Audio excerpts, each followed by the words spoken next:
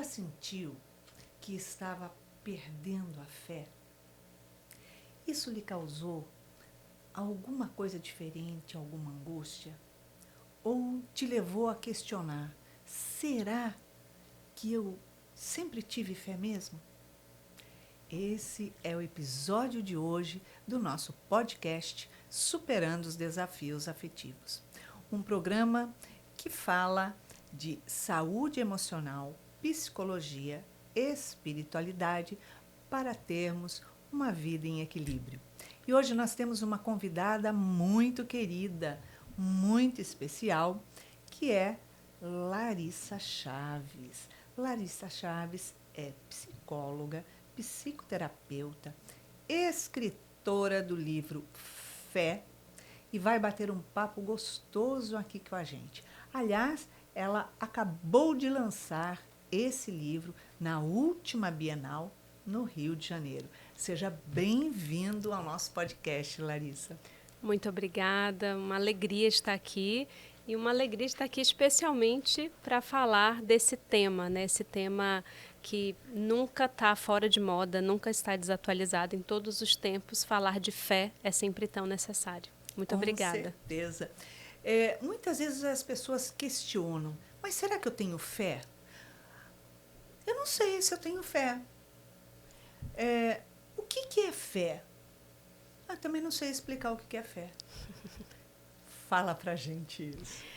Tem um livro, né, antes de divulgar o que eu seu? acabei de escrever, mas tem um livro que é um livro pequenininho, então provavelmente você já leu, muita gente já deve ter lido, que é daquela série da Joana de Ângeles, Momentos. E tem um vermelhinho que fala Momentos de Coragem, e lá tem um capítulo que é sobre o sentimento religioso, lá pelo meio do livro. E nesse sentimento religioso, Joana, ela vai fazendo um histórico de como que aquele homem lá primitivo, né, que éramos nós mesmos numa outra etapa do nosso processo evolutivo, já tinha em si uma espécie de germen dessa fé. Disso que a gente está chamando aqui de fé ou de um sentimento religioso, desse religare, dessa busca da criatura em relação ao seu Criador. E é muito interessante, porque Joana vai nos apresentando, assim, é muito válido depois de cada um buscar e ler esse capítulo, porque ela vai nos apresentando essa trajetória e vai deixando claro que a fé é algo que faz parte da constituição da criatura. Então, muitas pessoas até me perguntam, eu tenho feito várias palestras, né, por conta da divulgação do livro, e muita gente me pergunta como ter fé. E lendo esse capítulo, talvez a pergunta mais correta seria como acessar a fé, porque nós já temos.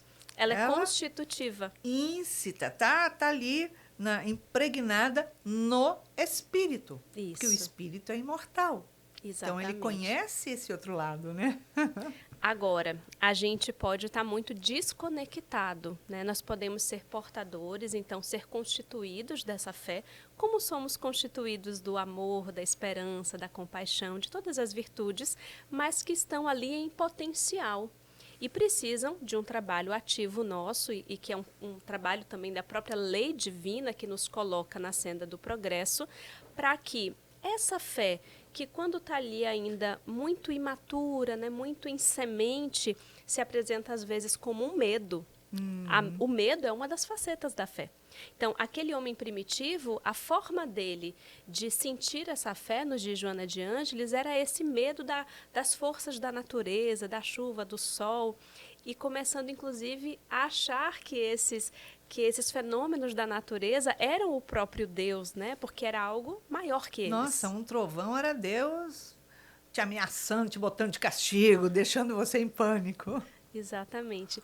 E ao mesmo tempo que essa fé da qual a gente se aproxima hoje, né, com a própria doutrina espírita, ao mesmo tempo que essa fé mais raciocinada não coloca Deus nesses fenômenos, é muito interessante, e isso é uma das coisas que eu abordo aqui no livro Fé, né, já fazendo uma propaganda aqui. Coloca aí. É que, e aproveitando inclusive Leon Denis, é que ao mesmo tempo que a gente não está mais nesse estágio, né, de adorar os fenômenos da natureza como se fossem divindades, entretanto, a contemplação, estar perto dos fenômenos da natureza, estar perto da natureza, entender que fazemos parte da natureza, é também uma das formas de desenvolver, trabalhar, entrar em contato com essa fé inata que existe em nós, né? Então, se por um lado a gente caminhou para esse lugar da racionalidade, por outro lado, no campo da fé, a gente também tem que ter cuidado para que a nossa fé não fique raciocinada demais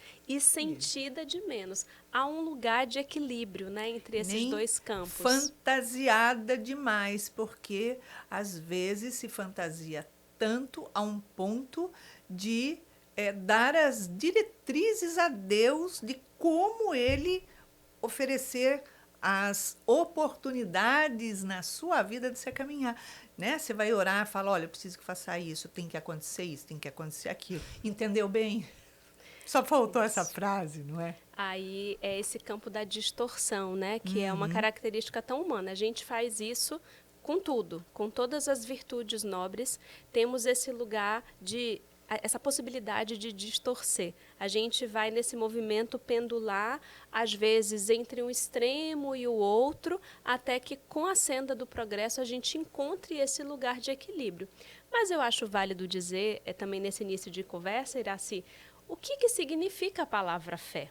Fundamental. Né? Então, quando a gente vai na etimologia da palavra fé, a gente tem pistes e fides. E essas duas variações, né, dessa raiz etimológica nos falam de fidelidade por um lado e confiança por outro lado.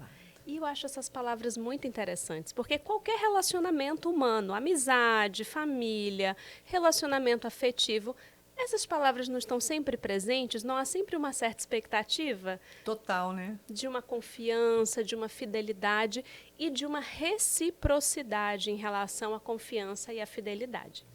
E aí eu pergunto, né, para as pessoas que estão nos acompanhando de casa, será que alguém tem dúvida de que Deus, como diz muitas vezes o adesivo no fundo do caminhão, de que Deus é fiel?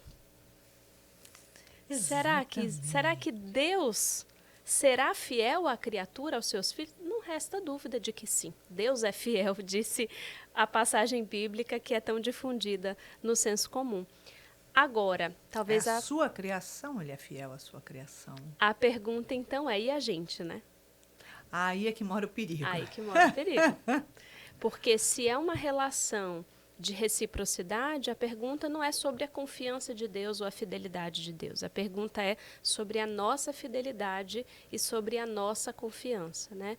Como é que nós nos relacionamos com essa fidelidade àquilo que nós sabemos ou acreditamos?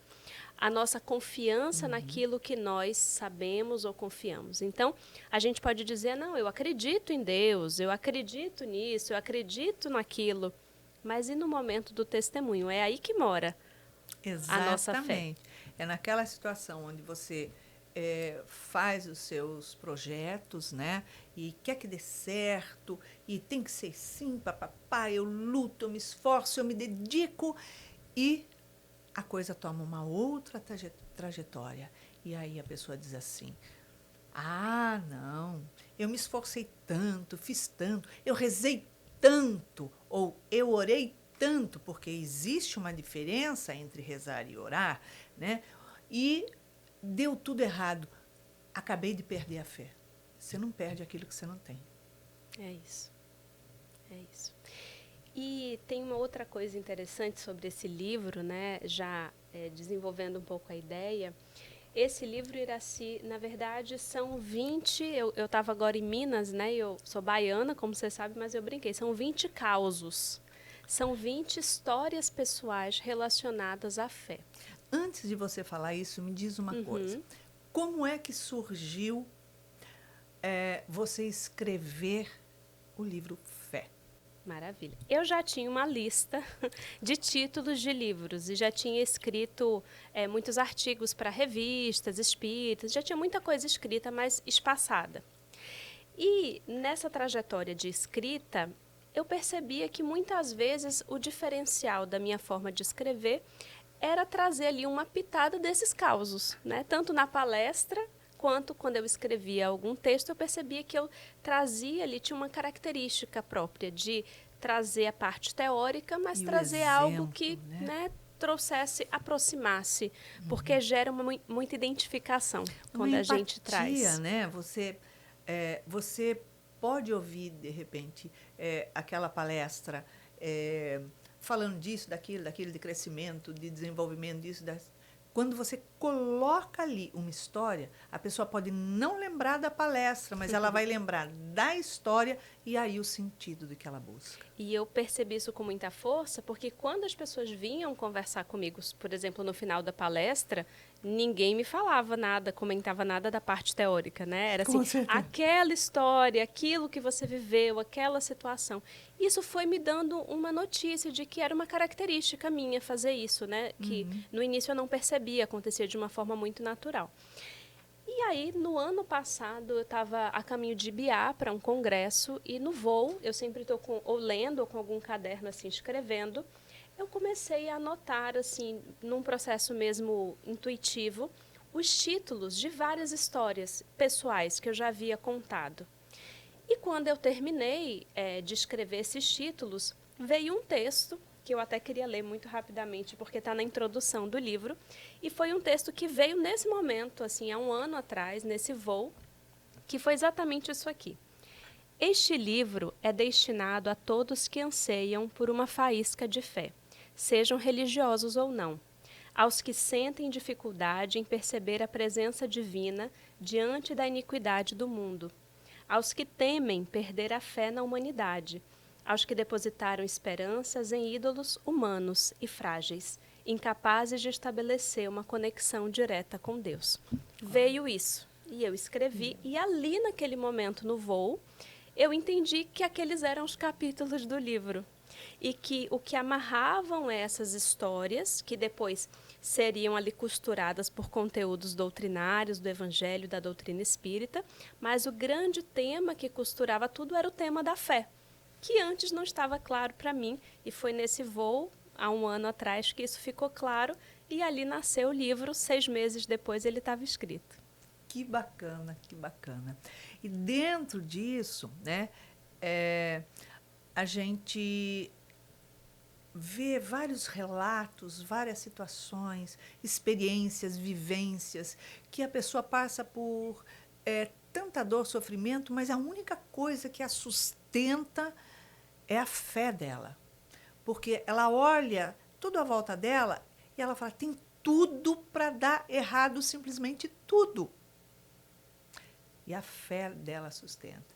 Dá uma pitada para a gente. Eu gosto muito de uma frase que é do senso popular, mas que desde a primeira vez que eu escutei me marcou muito e descreve bem o que você acabou de dizer, né? A frase diz assim, todos já devem ter escutado, fé é colocar o pé antes de ver o chão.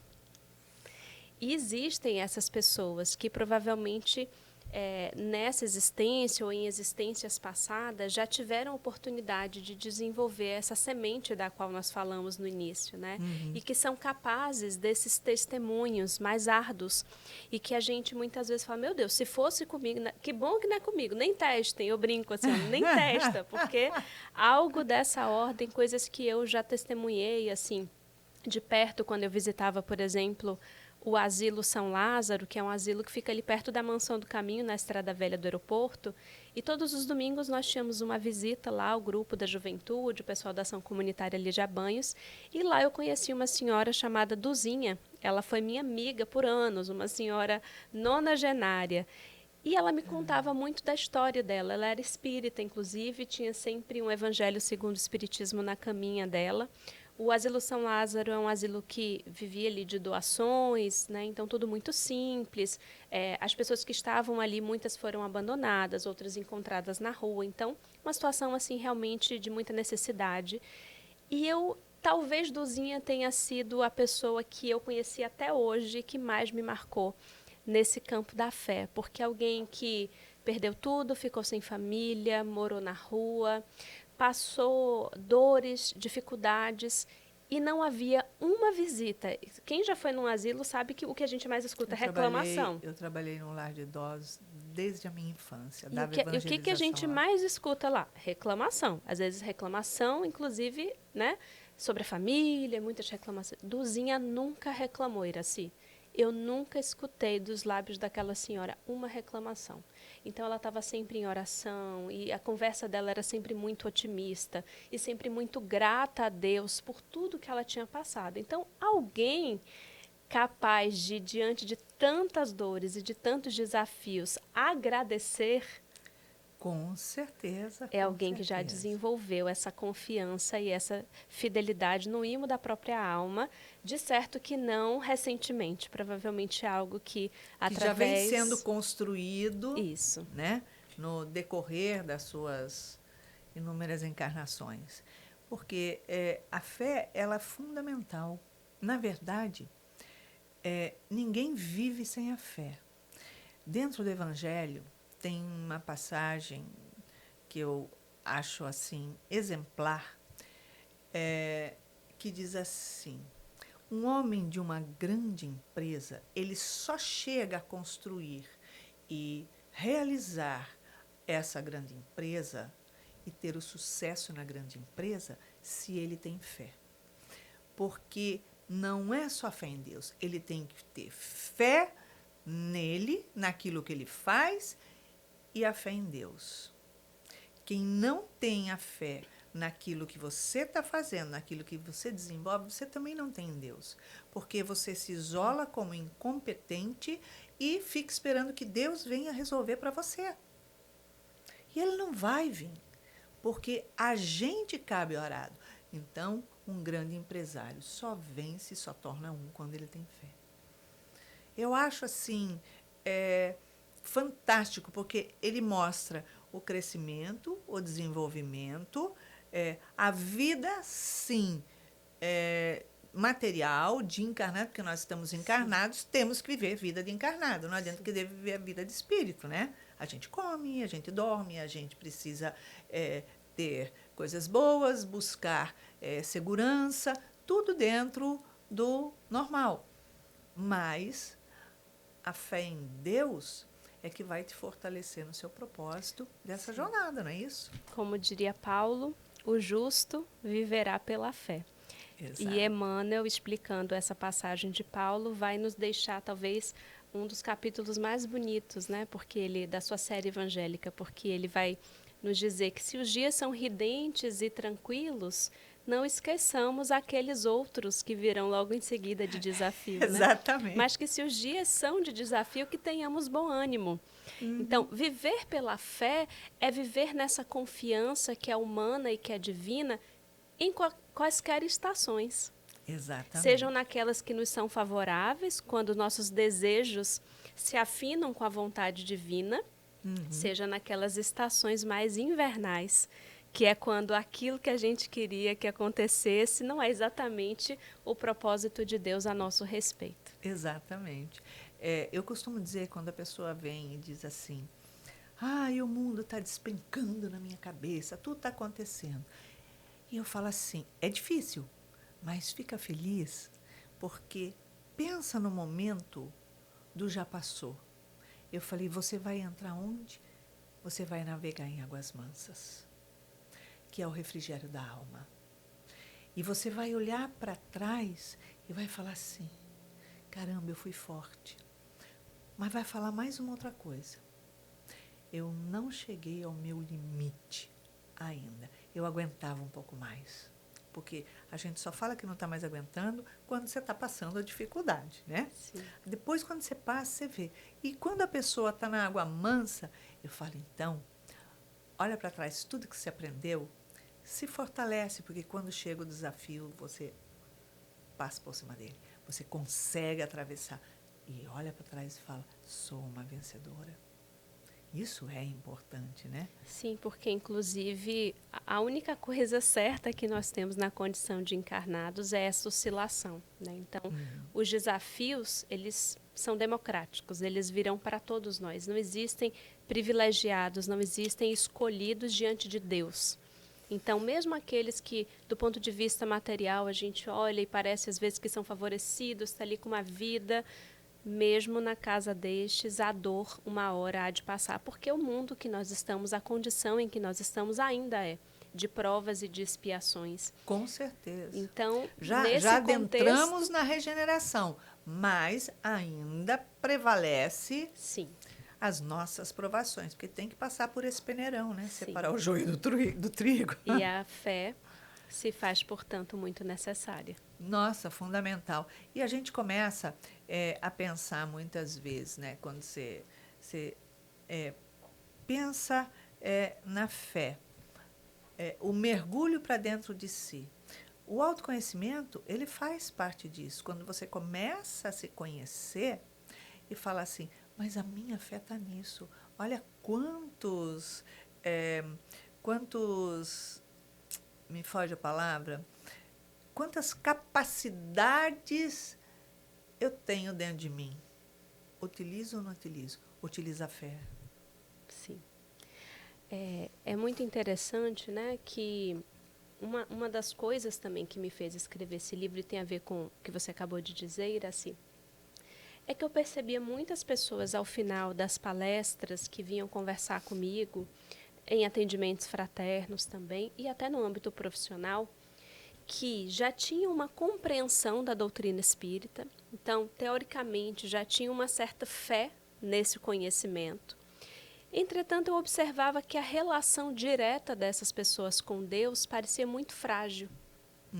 Então, às vezes, eram aquelas orações meio protocolares, como se Deus estivesse avaliando o palavreado que a gente utiliza na hora de conversar com eles. Exato. E uma certa dificuldade de uma conversa mais íntima, mais profunda, em que a gente realmente se desnuda diante do Criador e coloca ali até mesmo aquilo que a gente não fala nem para a gente, né? Que é essa conversa mais profunda com Deus. Então, esse autoconhecimento, ele vai também nos mostrar o quanto que essa fé pode ser aprofundada.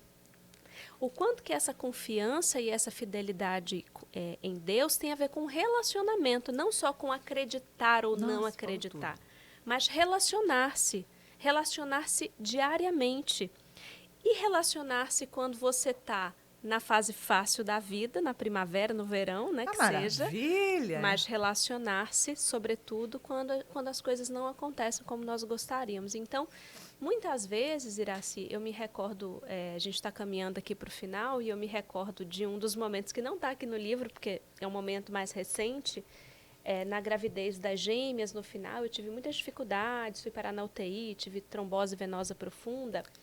E, em algum momento, a minha família tem um histórico, assim, de mulheres, né? Minha avó, a primeira esposa do meu pai, de mulheres que desencarnaram cedo e deixaram filhos.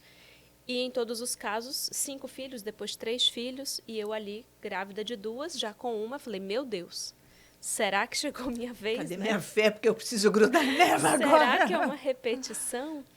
E eu lembro, assim, que as minhas conversas ali, muito profundas, assim, com Deus, não eram conversas do que eu queria que acontecesse, eram conversas deixando claro o que eu queria e, ao mesmo tempo, entregando a Deus. E isso é um exercício, isso não é uma coisa que a gente já tem pronta dentro da gente. Exato. É algo a ser exercitado no momento do testemunho. Então, não há problema em dizer o que nós queremos, o que o nosso coração deseja. Com certeza. Mas, por outro lado, tem um movimento de entrega, né? Fazer São as a duas vontade, coisas. o que ele sabe que a gente está precisando, o que está reservado. O nosso relacionamento conosco mesmo e o nosso relacionamento com Deus são as duas fontes de sustento, de vida que nós temos. É isso que nos alimenta. Você falou tudo. A sua relação com Deus. Como é? Você se relaciona com Ele. Você conversa com Ele. Você chama Ele para as conversas. Não é isso? Exatamente. E uma das coisas que eu também coloquei aqui no livro, né, é que apesar da grandiosidade da doutrina espírita na minha vida, assim, aqui fala também dessa trajetória, né, de como eu cheguei à doutrina espírita. E foi uma busca, assim, da minha alma, né, uma busca que veio desde muito cedo. Mas essa relação com Deus, ela já estava presente mesmo antes.